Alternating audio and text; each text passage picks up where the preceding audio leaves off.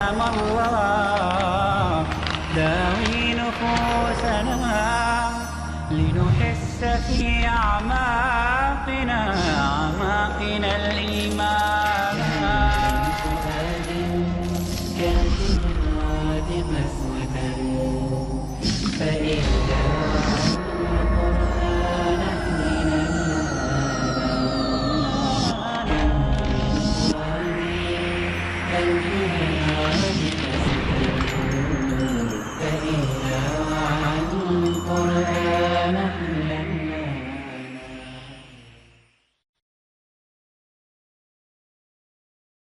الحمد للہ رب العالمین والصلاة والسلام علی سید الانبیاء والمرسلین اما بعد اعوذ باللہ من الشیطان الرجیم بسم اللہ الرحمن الرحیم لقد انزلنا الیکم کتابا فیہ ذکرکم افلا تعقلون اللہم صلی علی محمد وعلی آل محمد وبارک وسلم رب اشرح لی صدری ویسر لی امری واحلل عقدۃ من لسانی یفقہوا قولی۔ ناظرین کرام السلام علیکم ورحمۃ اللہ وبرکاتہ۔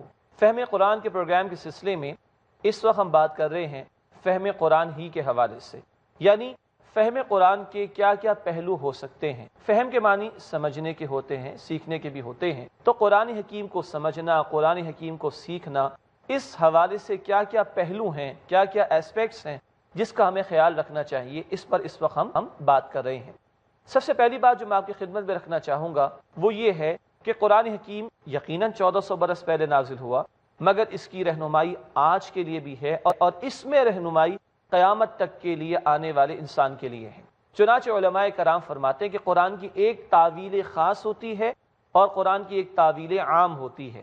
تعویل کا مطلب ہوتا ہے تشریح کرنا، تفسیر کرنا، ایکسپلینیشن کرنا۔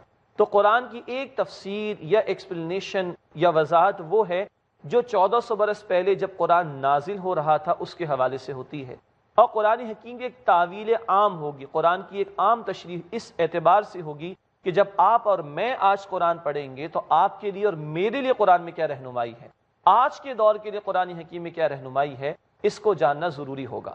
قرآن حکیم میں بتایا گیا سورہ الانبیاء آیت نمبر 10 میں اللہ تعالیٰ کا ارشاد ہے لقد انزلنا الیکم کتابا فیہ ذکرکم افلا تعقلون، یقیناً ہم نے تمہاری طرف ایک کتاب نازل کی ہے لوگو جس میں تمہارا اپنا ذکر موجود ہے، افلا تعقلون، بس کیا تم عقل سے کام نہیں لیتے؟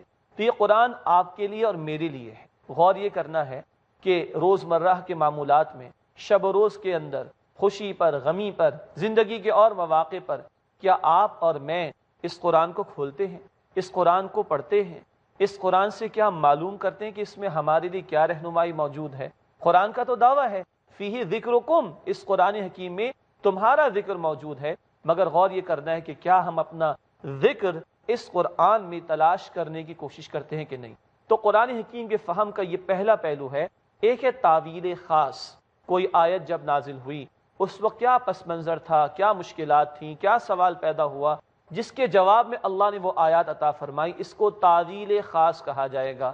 مگر آج جب ہم قرآن پڑھیں گے، انہی آیات کا مطالعہ کریں گے، تو آج اس کی اپلیکیشن کیسے ہوگی، آج کے دور کے لیے رہنمائی کیا، اس کو تعویل عام کہا جائے گا۔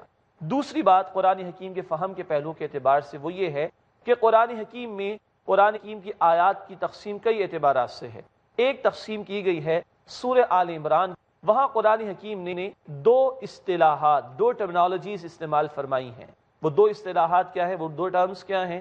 نمبر 1 محکمات اور نمبر 2 متشابہات۔ قرآن کی کچھ آیات ہیں جو محکمات ہیں، محکمات پروفاؤنڈ، بہت واضح ہیں، یہ معنی میں کوئی شبہ نہیں، کوئی ڈاؤٹ نہیں ہے۔ مثلا اللہ تعالیٰ فرماتے ہیں اقیموا الصلاۃ، نماز قائم کرو۔ اللہ تعالیٰ فرماتے ہیں وآتوا الزکاۃ، زکوٰۃ ادا کرو۔ اللہ فرماتے ہیں وبالوالدین احسانا، ماں باپ کے ساتھ احسان کرو۔ یہ باتیں واضح ہیں، ان میں کوئی ڈاؤٹ نہیں سمجھنے کے اعتبار سے۔ ایسی آیات کو محکمات کہتے ہیں، پروفاؤنڈ، کلیئر، واضح آیات جن کے سمجھنے میں کوئی دشواری نہیں۔ آیات کی دوسری قسم ہے جس کو قرآن متشابہات کہتا ہے۔ متشابہات جن کے معنی میں کچھ شبہ ہو یا جن کے معنی ہمارے علم میں ہی نہ ہو۔ مثلا اللہ تعالیٰ فرماتے ہیں آیت الکرسی میں وسع کرسیہ السماوات والارض، اللہ کی کرسی آسمان و زمین پر پھیلی ہوئی۔ اب اللہ کی کرسی کیسی ہے ہم تو نہیں جانتے، اس کی کیفیت کیسی ہے ہم اس سے واقف نہیں ہیں۔ ہاں ہمارا ایمان ہے جیسے کہ اللہ نے فرمایا ویسے ہی ہوگا، مگر اس کی حقیقت ہمارے علم میں نہیں۔ تو اس طرح کی آیات جن میں واضح نہیں ہے، کلیئر نہیں ہے، ہم سمجھ نہیں سکتے، اس طرح کی آیات کو متشابہات کہا جاتا ہے۔ ہمارا فوکس محکمات پر ہونا چاہیے، جہاں ڈوز ہیں اور ڈونٹس ہیں، جہاں کرنے اور نہ کرنے والے کاموں کی تفصیلات ملتی ہیں جو بالکل واضح ہیں، جو شریعت کا حکم ہے، شریعت کا قانون ہے، ان پر ہمارا فوکس زیادہ ہونا چاہیے۔ اور متشابہات کے حوالے سے ہمارا فوکس یہ رہنا چاہیے کہ ان پر ایمان ہو اور زیادہ ان کی بحث میں جانے سے اپنے آپ کو ہمیں بچانا چاہیے۔ اسی طرح بات کو آگے بڑھائیں تو تیسرا پہلو فہم قرآن کا یہ ہے کہ قرآن حکیم میں عقائد کا بیان بھی ہے، قرآن حکیم میں احکامات کا بیان بھی ہے۔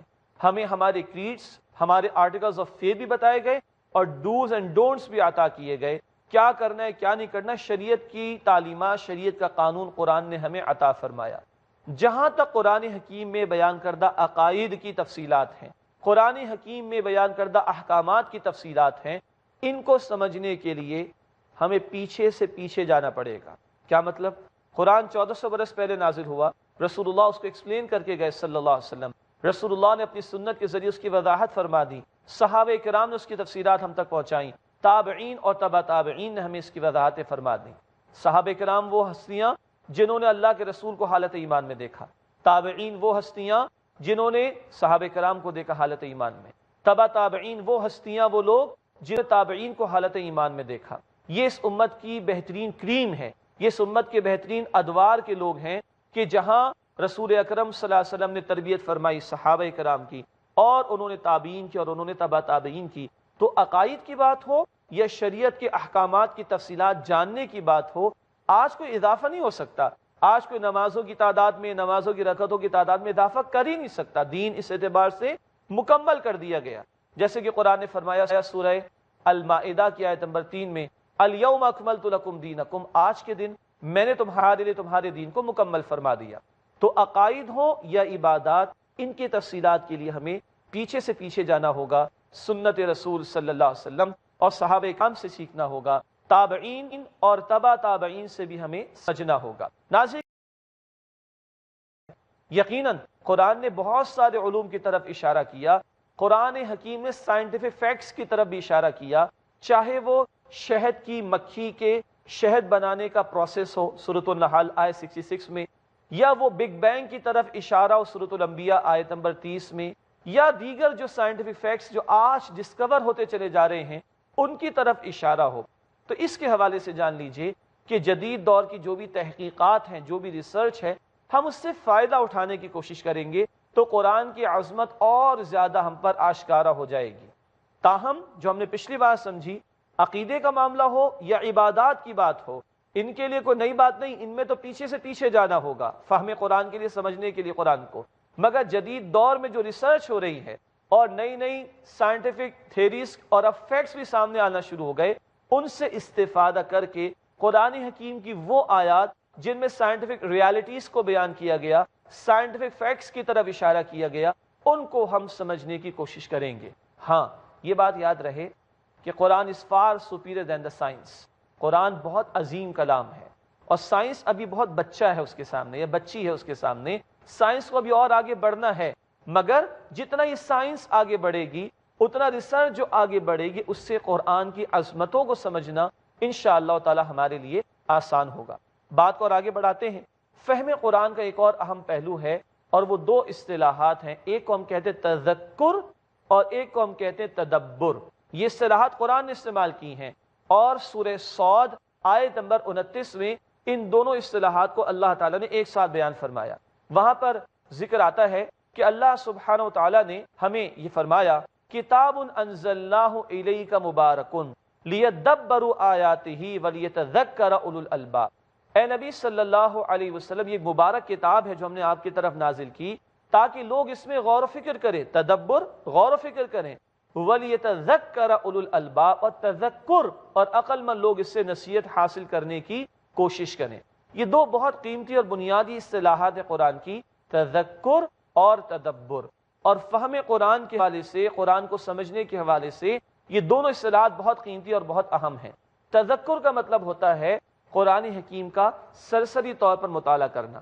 سرسری طور پر مطالعہ کرنے کا مطلب ہے ترجمہ پڑھا، کچھ تھوڑی بہت عربی بھی اگر آتی ہو تو جو فوراً ایک قرآن کا بنیادی پیغام ہمارے سامنے آئے، ایک کوئک اوور ویو جو ہمارے سامنے آئے، یہ آسان ہے، یہ تدبر ہوتا ہے۔ تدبر کیا ہے؟ قرآن کی گہرائی میں اترنا اور اس میں سے علم و حکمت کے موتی تلاش کرنے کی کوشش کرنا۔ مثال کے طور پر کسی ساحل پر سمندر کے اگر ایک آئل ٹینکر ڈوب جائے تو ہمیں سرفیس پہ کیا نظر آتا ہے؟ فوراً وہ تیل ہوتا ہے، اس کے تھوڑا اترنا پڑے گا اور وہاں سے وہ موتی ہم تلاش کر سکیں گے۔ یہی معاملہ قرآن کا ہے۔ قرآن کی وہ جو بیسک گائیڈنس ہے، قرآن کا وہ جو بنیادی پیغام ہے جو تمام انسانیت کے لیے آسان ہے اور اس کا اوپن انویٹیشن ہر ایک کے لیے ہے، یہ بالکل اس کے سرفیس پہ ہے۔ ہاں، قرآن اللہ کا کلام۔ آج لوگ شیکسپیئر پر، اقبال پر پی ایچ ڈی کر رہے ہیں، ان انسانوں کے کلام پر اگر پی ایچ ڈی ہو رہا ہے اور ان کی نئی نئی جہتیں سامنے آ رہی ہیں تو رب العالمین کے کلام کی عظمت کیا ہوگی؟ تو غور کیجئے، قرآن کے جو سرفیس پہ بیسک گائیڈنس ہے وہ حاصل کرنا آسان ہے، تذکر، مگر تدبر، گہرائی میں اتر کر غور و فکر کرنا، ساری زندگیاں لگا کر بھی اس کا حق ادا نہیں ہو سکتا۔ ہر دور میں قرآن کے علم و حکمت کے نئے نئے موتی ہمارے سامنے آتے چلے جائیں گے انشاءاللہ۔ تو یہ قرآن حکیم کا فہم کا ایک اور پہلو میں نے آپ کی خدمت میں پیش کیا، اور وہ کیا ہے؟ ایک ہے تذکر اور ایک ہے تدبر۔ تذکر کے حوالے سے ایک اور بات، قرآن نے سورۃ القمر میں ایک ہی آیت، ایک ہی الفاظ میں 4 مرتبہ عطا فرمائی۔ اللہ تعالیٰ فرماتے ہیں سورۃ القمر کی آیت نمبر 17، پھر آیت نمبر 22، پھر آیت نمبر 32 اور پھر آیت نمبر 40 میں فرمایا وَلَقَدْ يَسَّرْنَا الْقُرْآنَ لِلذِّكْرِ فَهَلْ مِن مُدَّكِرٍ، اور یقیناً ہم نے اس قرآن کو ذکر کے لیے، نصیحت کے لیے، یاد دہانی کے لیے آسان کر دیا، تو کوئی ہے جو اس سے نصیحت حاصل کرے؟ یہ اوپن انویٹیشن تمام انسانیت کے لیے ہے۔ ایک وہ شخص جو بھی اللہ کو نہیں مانتا، جو بھی قرآن کو اللہ کا کلام نہیں مانتا، وہ بھی اگر نیوٹرل ہو کر قرآن میں غور و فکر کرے گا تو یقیناً اللہ کی معرفت اسے مل جائے گی، یقیناً حق تک وہ پہنچ جائے گا۔ اس اوپن انویٹیشن کو اللہ نے ہر ایک کے لیے اوپن رکھا، اس پر مسلمانوں کی منوپلی یا اجارہ داری نہیں ہے۔ ہر انسان جب ہدایت کی طلب اور تڑپ کے ساتھ قرآن کو کھولے گا، قرآن کا مطالعہ کرے گا تو انشاءاللہ تعالی وہ ہدایت تک پہنچ سکے گا۔ یہ پہلو تذکر والا انتہائی آسان ہے، ہر انسان کو اللہ رب العالمین نے اس کی دعوت دی ہے۔ ہاں، تدبر والا پہلو یہ اتنا آسان نہیں ہے۔ ظاہری بات ہے کہ اقبال اور شیکسپیئر کے کلام پر بھی ہر کوئی کام نہیں کرتا، جن کے اندر کچھ کیلیبر ہوتا ہے اور جو زیادہ محنت کرتے ہیں وہ کچھ اس پہ بات کر پاتے ہیں۔ اللہ رب العالمین کا کلام عظیم کلام ہے، اس عظیم کلام کے لیے بھی محنت کرنا ضروری ہے، ایفرٹس لگانا ضروری ہے، تب کچھ علم و حکمت کے موتی ہمیں ملتے ہیں۔ اس تدبر پر ناظرین کرام ایک اور بات آپ کی خدمت میں پیش کروں گا، مگر ایک وقفے کے بعد۔ امید ہے آپ ہمارے ساتھ رہیں گے۔ السلام علیکم ورحمۃ اللہ وبرکاتہ۔ اقرأ كلام الله داوين. السلام علیکم ورحمۃ اللہ وبرکاتہ۔ ناظرین کرام، ہم ایک مرتبہ پھر خوش آمدید آپ کو، اور ہم بات کر رہے تھے قرآن حکیم کے فہم کے پہلوؤں کے حوالے سے۔ آخری بات جو ہم سمجھ رہے تھے وہ ہے تذکر اور تدبر۔ تذکر پر بات ہو گئی، آسان ہے اور اوپن ہے فار آل۔ ہاں، ترجمہ اور تھوڑی بہت عربی اگر آتی ہوگی تو ہم اس سے زیادہ بہتر فائدہ اٹھائیں گے انشاءاللہ۔ تو تدبر کے حوالے سے جان لیجئے کہ پوری کی پوری زندگی لگا کر بھی اس کا حق ادا نہیں ہو سکتا۔ ہاں، ہمارے اسلاف نے محنتیں کیں، زندگیاں لگائیں، تو کچھ علم و حکمت کے موتی اللہ رب العالمین نے ان کو عطا فرما دیے۔ آج کوئی محنت کرے گا اور عربی زبان کی گہرائی میں اترے، سنت پر بھی نگاہ ہو، فقہ پر بھی نگاہ ہو، اور 1400 برس کا جو کام ہے امت کے اسلاف کا اس پر بھی نگاہ ہو، اور طلب و تڑپ سچی ہو، تو اس تدبر کے حوالے سے بھی علم و حکمت کے نئے نئے موتی انشاءاللہ ہمارے سامنے آتے چلے جائیں گے۔ ناظرین کرام، اب میں آپ کے سامنے جو بات رکھ رہا ہوں وہ بہت اہم ہے، بہت قیمتی ہے، اور وہ یہ ہے کہ فہم قرآن کا اصل پہلو کیا ہے؟ وہ ہے ہدایت کا حصول۔ یہ قرآن حکیم ہدایت کی کتاب ہے، رب العالمین نے اس کو انسانیت کی ہدایت کے لیے بھیجا ہے۔ یہ میتھس کی بک نہیں، یہ سائنس کی کتاب نہیں، یہ فزکس کی کتاب نہیں۔ اگر قرآن نے کہیں سائنٹیفک فیکٹس پر بات کی ہے اور دیگر امور پر بات کی ہے تو وہ ضمنی بات ہے۔ پرائمریلی قرآن حکیم بنیادی طور پر ہدایت کی کتاب ہے۔ تو ہم قرآن حکیم کو جب سمجھنا چاہیں تو ہمارے پیش نظر ہو ہمیں ہدایت مل جائے، ہمارا خالق، ہمارا مالک، ہمارا رازق اللہ رب العالمین کیا چاہتا ہے ہم سے، کن باتوں کا حکم دیتا ہے، کن باتوں سے روکتا ہے، ان کو سیکھنا اس لیے ہو کہ کل اللہ تعالی ہم سے راضی ہو جائے۔ تو یہ ہدایت کا پہلو فہم قرآن میں سامنے رہنا چاہیے۔ مقصد یہ نہ ہو کہ ہمارے علم میں اضافہ ہو جائے، مقصد یہ نہ ہو کہ ہمیں کوئی ڈگری مل جائے، مقصد یہ نہ ہو کہ ہمیں کوئی سند اور سرٹیفیکیشن مل جائے، مقصد یہ نہ ہو کہ ہم نے قرآن سیکھا تو اب لوگ ہمارے علم کے معترف ہو جائیں، ہماری واہ واہ ہونے لگے، ہمارے کلیپنگ ہونے لگے۔ نو، اصل مقصد کیا ہو، اللہ اس کلام کے ذریعے ہمیں ہدایت عطا فرما دے کہ اس ہدایت کے تقاضوں پر عمل کریں تو اللہ رب العالمین ہم سے راضی ہو جائے۔ یہ میں نے آپ کے سامنے ناظرین کرام چند پہلو رکھے فہم قرآن کے حوالے سے۔ ہم نے سمجھا تعویل خاص اور تعویل عام کو، ہم نے جانا محکمات اور متشابہات کو، ہم نے توجہ کی اس بات پر کہ عقائد اور عبادات میں پیچھے سے پیچھے جانا ہوگا، اور ہم نے جانا اس بات کو کہ سائنسی حقائق کے حوالے سے جدید دور کی جو بھی ریسرچ اور نالج ہے اس سے فائدہ اٹھایا جائے گا۔ پھر ہم نے سمجھا تذکر اور تدبر کو، پھر نے جانا کہ اہم ترین پہلو ہے فہم قرآن کا ہدایت کا حصول اور ہدایت کا مقصد۔ اب میں آپ کے سامنے اس فہم قرآن کے حوالے سے جو ایک ترتیب ہمارے سامنے رہے اس کو جاننے کی کوشش کریں گے، وہ رکھتا ہوں۔ اور وہ ترتیب کیا ہے؟ جب ہم قرآن کا مطالعہ کرنے بیٹھیں، قرآن کو سیکھنے کے لیے بیٹھیں، قرآن کو سمجھنے کے لیے بیٹھیں، اور کوئی قرآن حکیم کو بیان کرنے کے لیے کوئی تیاری کر رہا ہو تو کن باتوں کو، کن امور کو سامنے رکھنا چاہیے؟ وہ ترتیب کچھ اس طرح ہے۔ نمبر 1، قرآن سب سے ٹاپ پر رہے گا، سنت رسول صلی اللہ علیہ وسلم، پھر صحابہ کرام رضی اللہ عنہ اجمعین، اور انہی کے ساتھ تابعین اور تبع تابعین، پھر اسی طرح اسلاف جو 1400 برس میں ہمارے علماء گزر چکے ان کے کام پر بھی نگاہ ہو، پھر لغت عربی، قرآن عربی زبان میں ہے، عربی زبان پر نگاہ ہو، اور پھر عقل سلیم جو اللہ نے رب العالمین نے بندوں کو عطا فرمائی اس کو بھی استعمال کیا جائے۔ یہ ترتیب اگر سامنے رہے گی تو انشاءاللہ ہم گمراہ ہونے سے بچیں گے، اور طلب اور تڑپ سچی ہوگی تو قرآن سے ہدایت ہمیں ملتی چلی جائے گی۔ میں نے عرض کیا کہ قرآن کو سیکھنے کے لیے، سمجھنے کے لیے، فہم کے لیے سب سے پہلے قرآن حکیم یفسر بعضہ بعضا، قرآن کا ایک حصہ اس کے دوسرے حصے کی وضاحت کرتا ہے۔ اللہ تعالیٰ قرآن حکیم میں کچھ باتیں بیان فرماتے ہیں، خود اس کی وضاحت بھی فرماتے ہیں۔ مثلا سورۃ الفاتحہ میں آتا ہے صراط الذین انعمت علیہم، راستہ ان کا اے اللہ جن پر آپ نے انعام فرمایا ہمیں بھی ان پر چلا دیجئے، اس راستے پر چلا دیجئے۔ اللہ کا انعام کن لوگوں پر ہوا؟ سورۃ النساء آیت 69 میں اس کی وضاحت خود اللہ تعالیٰ نے فرما دی، اولئک انعم اللہ علیہم من النبیین والصدیقین والشہداء والصالحین۔ کن پر اللہ کا انعام ہوا؟ انبیاء، صدیقین، شہداء اور صالحین پر۔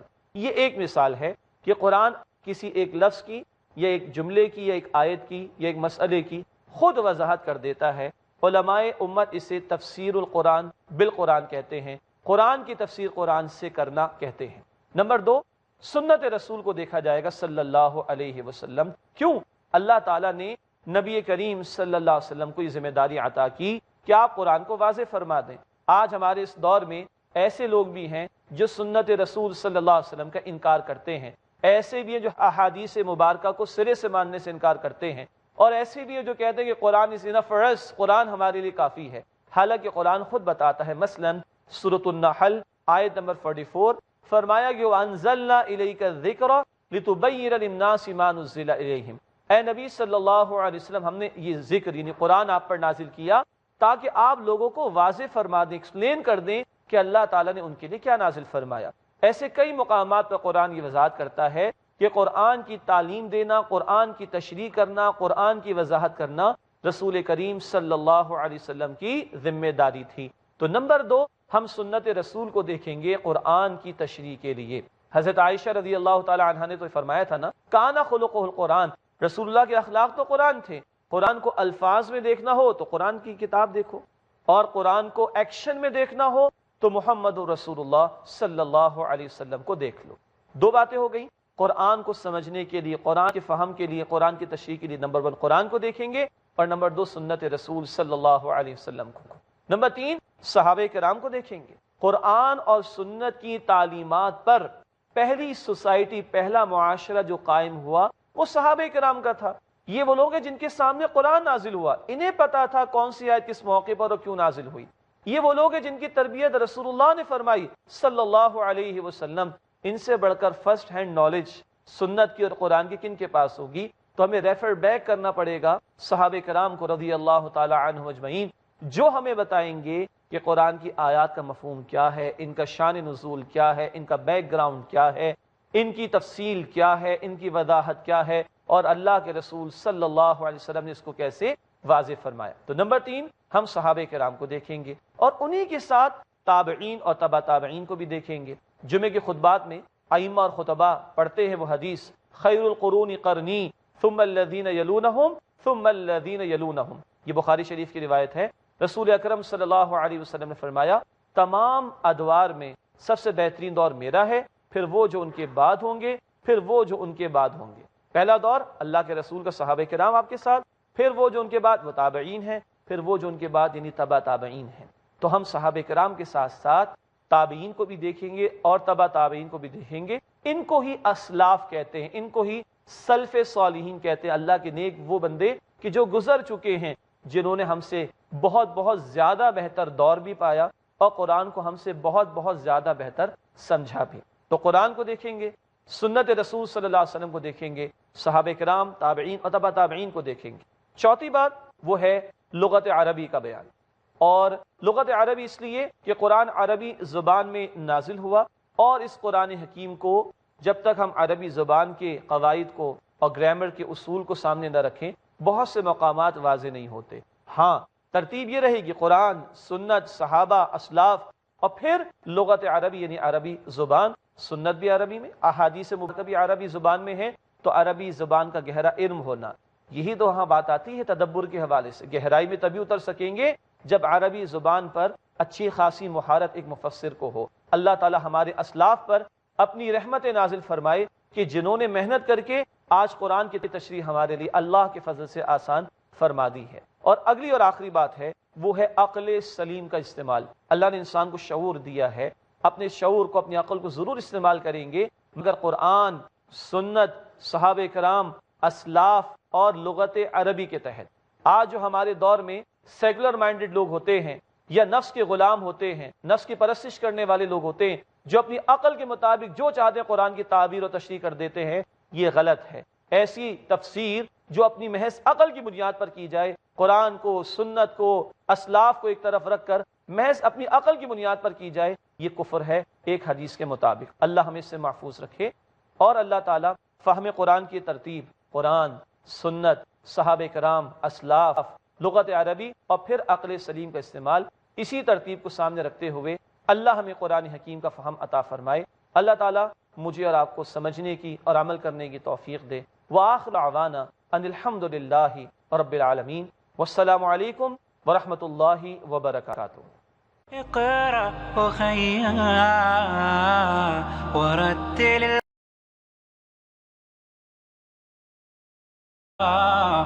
داوي نفوسنا لنحس في أعماقنا